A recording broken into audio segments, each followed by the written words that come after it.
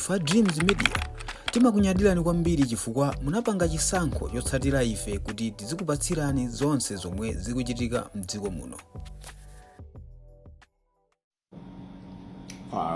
Okay, so hii ndofuna ndingoipanga feature because it involves the judiciary. So have you noticed kuti kesi ya ujene ya Whittaker, Mr. Whittaker amene anaphedwa ndi assistant wake wawi Moses Kunkuyu. Now, assistant wa uyuyu anapha muntu allegedly. Anthu ambiri samakhulupirira nkhani imeneyo. Ineyo so sindamakhulupirira nkhani imeneyo. Because mifuti imene inagwiritsidwa ntchito pamenepo ndi Akalowa. Now, Amalawi ndofunsa nfunso. Iweyo ndiwe minister wa information. Ataphedwa Whittaker, Kunkuyu anapita ku public ndikukapereka statement kuchokera ku government kuti tikupanga investigate nkhani zambirimbiri pamenepo. Chonsecho amadziwa zokuti wapha ndi assistant wake kapena ndiyeyo. Mandona? Mkulu yuyu ananamiza fuko la Malawi. Anapita pa public ndikukakamba ngati kuti sakudziwa kalikonse nkhaniyo yangobwera ku office kwake. Anyway, tipangeni fast forward. My investigations achitika tinamva zokuti Whittaker amaenda ndi mkazi amene amaendanso ndi Kunkuyu. Pamene popo pa law ina iliyonse mufunse lawyer wina aliyense. Kunkuyu ndi amene anali ndi motive yomupha Whittaker, osati assistant wake. Kapena assistant wake nayenso amaendanso ndi mkaziyo. Zimene zipangidwa determined ndi court. Koma chimene chikundidabwitsani ndi chakuti kodi ku judiciary kwathu chikuchitika ndi chani kuti kesi imene muli ndi evidence kuti kesi ija ite mupange fast track case pamafunika prosecution ipange determine zinthu zingapo. One, motive for the murder. Motive alinayo. How about the murder weapon? There is mens rea, there is actus reus, we all know those things. Panoba muli ndi suspect. Koma suspect amene yuyu akupanga behave ngati kuti sanapange nawo commit that murder, that crime inapangidwa commit ndi munthu wina. And munthu amene akupangidwa suspect kuti wayikapo munthu wake ndi mkulu ameneyo. Panopa chikuchititsa manyazi kwa wina aliyense ndiponso chomvetsa chisoni ndi chakuti mifuti ndi awuyuyu ya ku company kwake, because assistant wake ujamapanga run security company ya mkulu. Chimene mkulu yakupitirizira kukhala minister wa information wathu ndi chani malo moti adikirire kuti mpaka na kesi ite nanga kapezeka kuti mwina ndiye anapha munthu. Ma allegations anakalipopo. Chimene chikutidabwitsa feni chakuti ku Malawi sitimatenga malamulo athu very seriously.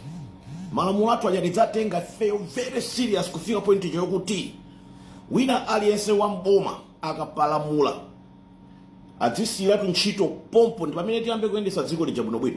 Koma munthu assistant wake murder suspect, weapon imene inagwiritsidwa ntchito ikuoneka ngati ndi Akalowa.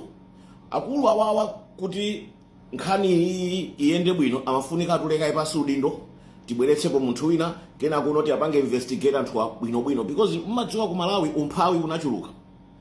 Kwa polisi iso kuli umphawi akukanika kupanga investigate nkhani. Ana amanga azimaya anapanga leak nkhanija. Anakapanga threaten mpaka na azimaya anakhala chete anangosowa because panali chilungamo. Nzimayi wa CID uja mamona pano pangokhala chete because atamumanga Akalowa chilipo chimene anachita kanalipira nzimaya mmene uja anampatsa ndrama kaya anampanga threaten komano zimayi uchanango ti nkhani yaweja atamangidwa situ zoti inapita kuti chifukwa choti Akalowa akufuna kuziteteza iwo. Sinanga nda minister information koma ineyo nditha kupanga bet my money kuti mfano uyu Kunkuyu ali involved. Now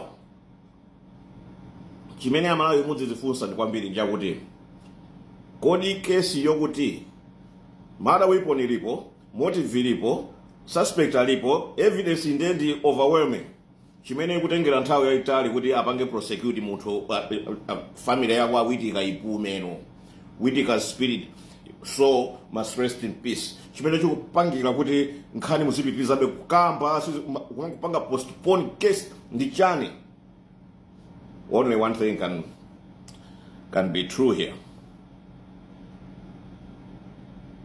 because we suspect uja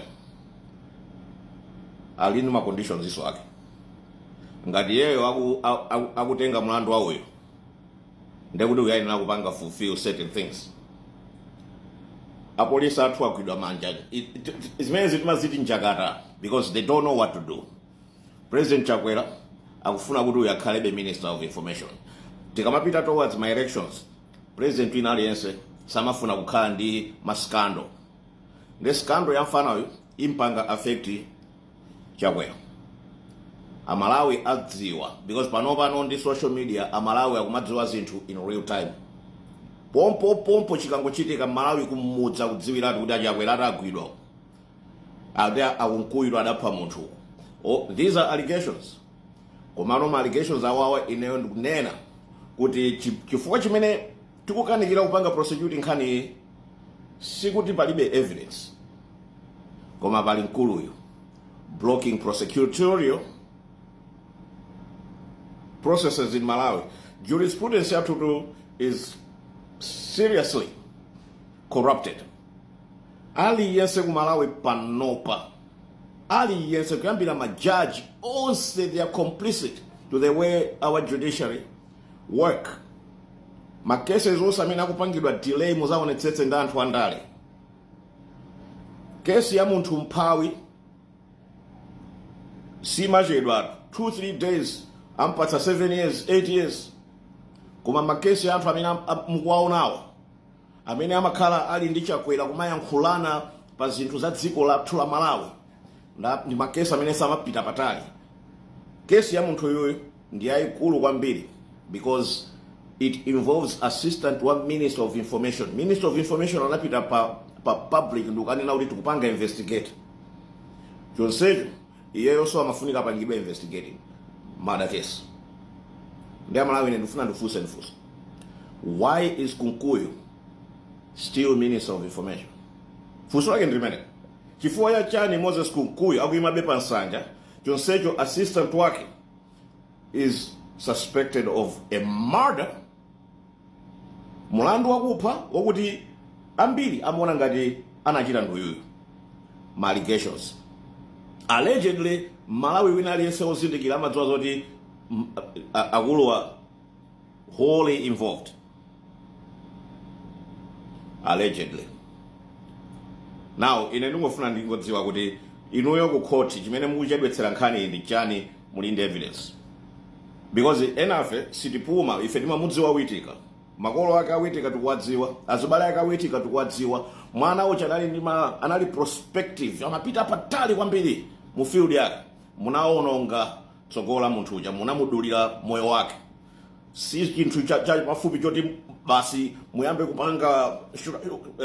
kupanga hide behind Moses Kunkuyu or Minister of Information. Nkhani tilinayo, nkhani li ku court.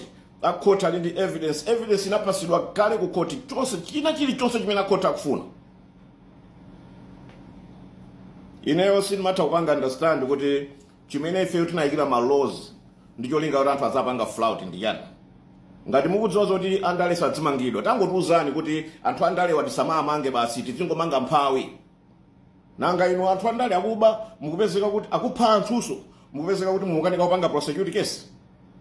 Zimene zozo Chief Justice Nzikamanda ndikuzeni zizakubwererani tsiku lina lake, because what you are now doing You are now becoming complicit to all the crimes that are happening in dziko lathu. Samalani. Samalanditu.